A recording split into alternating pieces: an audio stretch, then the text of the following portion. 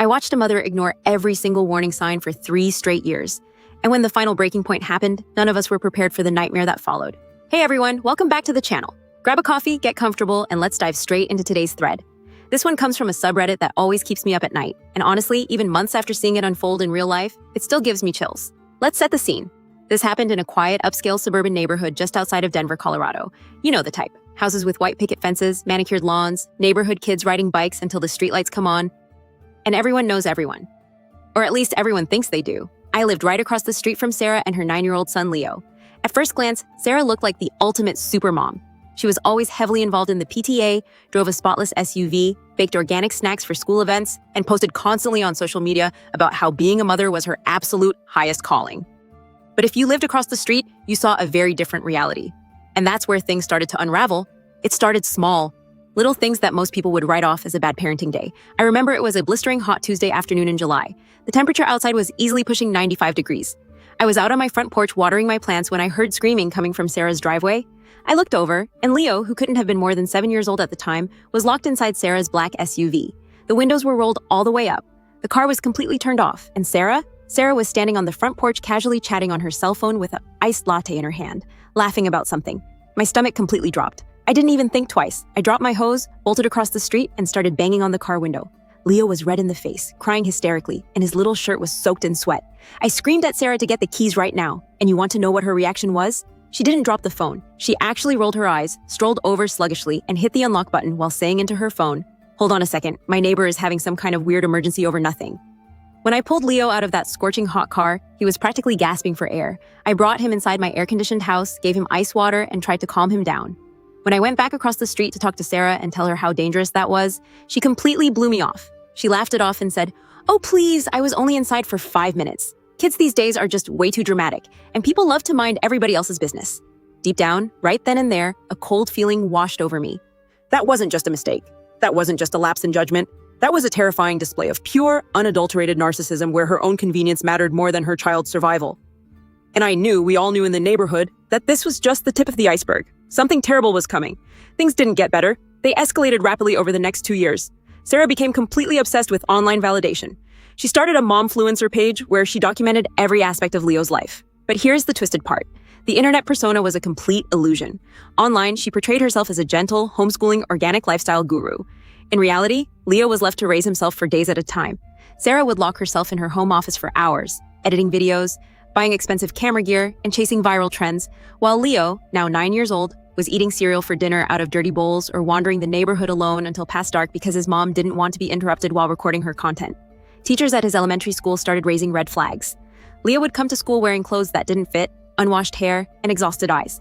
When the school counselors tried to reach out to Sarah, she went to war against them. She would show up at school board meetings screaming about how the school system was trying to suppress independent mothers, and how her son was just a free-spirited genius who didn't fit into a conformist box. It was a masterclass in manipulation. She managed to charm the PTA and convince everyone that the teachers were just out to get her. But behind closed doors, Leo was completely invisible. You could see the light completely go out in that little boy's eyes. He went from being a bright, energetic, talkative kid to a quiet, jumpy shadow who wouldn't even make eye contact when you said hello. The neighborhood group chats were blowing up. People were arguing about whether to call Child Protective Services or mind their own business. Half the people kept saying, "She's just stressed, she loves her kid." But the other half of us who had seen the car incident knew that a catastrophe was brewing. You can't fake that level of utter neglect for long before reality catches up. And man, did it catch up in the worst way possible. It was a rainy Friday night in November. Most people were settled in for the weekend. Around 11 p.m., the quiet of the neighborhood was shattered by the deafening sound of multiple police sirens, flashing red and blue lights reflecting off our living room walls, and an ambulance screaming down the street. I jumped out of bed, threw on a jacket, and ran outside. The entire street had stepped out onto their porches. The police cruisers and the ambulance had swarmed directly in front of Sarah's house. My heart was pounding out of my chest. I walked toward the driveway where a couple of officers were frantically setting up caution tape. I saw Sarah standing outside on the wet pavement.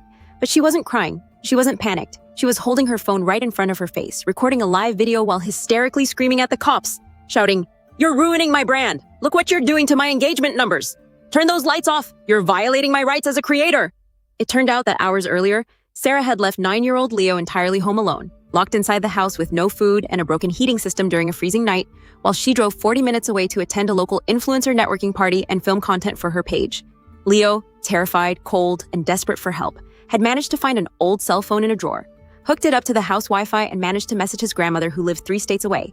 His grandmother immediately called 911, and local dispatchers rushed to break the front door down.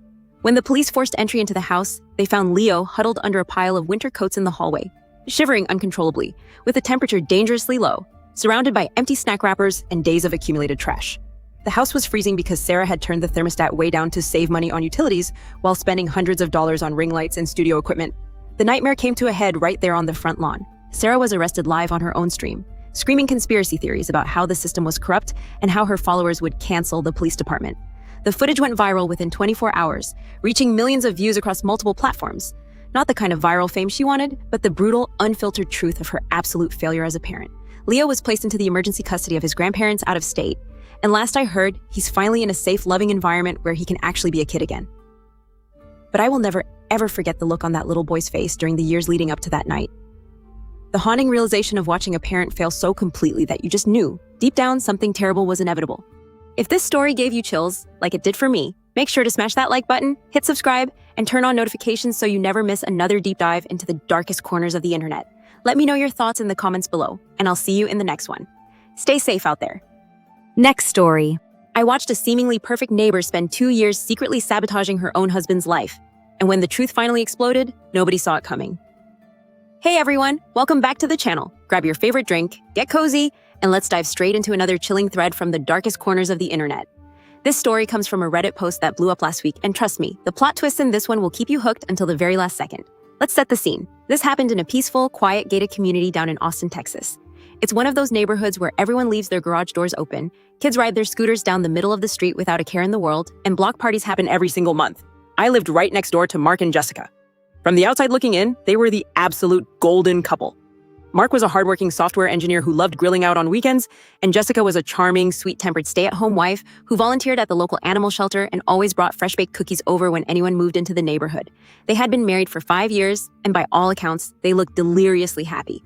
But as usual, closed doors hide the darkest secrets. It started about a year into their residency. Small, subtle things that didn't make sense at first. I remember I was out in my backyard trimming my hedges on a quiet Sunday morning when I heard Mark talking loudly next door. He sounded completely frazzled, frantically searching for his car keys and his work laptop bag. He kept saying, "Babe, have you seen my keys? I'm going to be late for my major client presentation." And Jessica's voice floated out sweetly through the open window saying, "Oh, honey, you must have left them on the kitchen island yesterday. You've been so forgetful lately. Are you feeling okay?" Mark sounded genuinely confused, muttering that he definitely put them right by the front door. He ended up missing his crucial meeting, looking stressed out of his mind. At the time, I didn't think much of it. Everyone has off days, right? People misplace things, except it didn't stop there. Over the next several months, Mark's life began to systematically, terrifyingly fall apart. It was like a slow-motion psychological horror movie happening right next door. First, it was his job performance. Mark started missing deadlines, showing up late to meetings, and forgetting important files. Things completely out of character for a guy who was once up for a VP position. Then it started affecting his health. He looked like a ghost. He lost 20 pounds, had massive dark circles under his eyes, and looked completely paranoid, constantly muttering to himself about how he was losing his mind and experiencing memory blackouts. Jessica played the role of the devoted, heartbroken wife to absolute perfection. She would look at him with these big, tear-filled, sympathetic eyes, holding his hand in public and telling our neighbors, "Oh, it breaks my heart to see him like this. His work stress is just eating him alive. I'm worried he's having a mental breakdown." She even started a private journal on her tablet documenting all of Mark's memory lapses to share with his doctor, showing it to people to prove how much she was suffering trying to take care of him. The neighborhood felt so bad for her. We all rallied around Jessica, praising her for being such a saint of a wife, while dealing with a husband whose mind was supposedly melting down. I remember talking to my wife one night on our porch, watching Jessica gently stroke Mark's hair as he sat slumped on their porch steps, staring blankly at the ground. My wife whispered, "Man, I don't know how Jessica does it. She is an angel for staying with him through this total mental collapse." Deep down, though, a cold, uneasy feeling sat heavy in my stomach. Something didn't add up.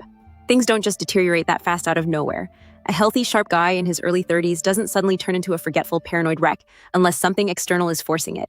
And I knew, somewhere deep in my gut, that a massive, terrifying truth was hiding just beneath the surface. The breaking point happened on a suffocatingly humid Thursday night in August. It was around 2 a.m., and I woke up to the sound of muffled crashing coming from Mark and Jessica's master bedroom next door. It sounded like furniture hitting the wall, followed by a choked, desperate cry. I threw on a pair of shorts, ran out the back door, and peered through their side window, which had the blinds slightly parted. What I saw made my blood run instantly cold. Mark was tied securely to a sturdy wooden chair with heavy-duty zip ties, gasping for air, while Jessica stood over him. But she wasn't the sweet, tearful angel she pretended to be. Her face was completely blank, cold, and dead-eyed. She wasn't holding a journal. She was holding a heavy glass dropper bottle, and she was forcing a few drops of a clear liquid straight into Mark's bottled water sitting on the nightstand. It turned out that for 2 straight years, Jessica had been systematically slipping potent prescription sedatives, drugs she secretly obtained using forged prescriptions, into Mark's morning coffee and nightly water.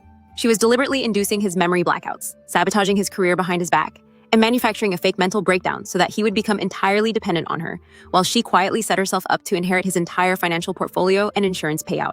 She had even been logging into his work computer at night while he was heavily drugged to intentionally delete files and send erratic emails to his boss to guarantee he got fired.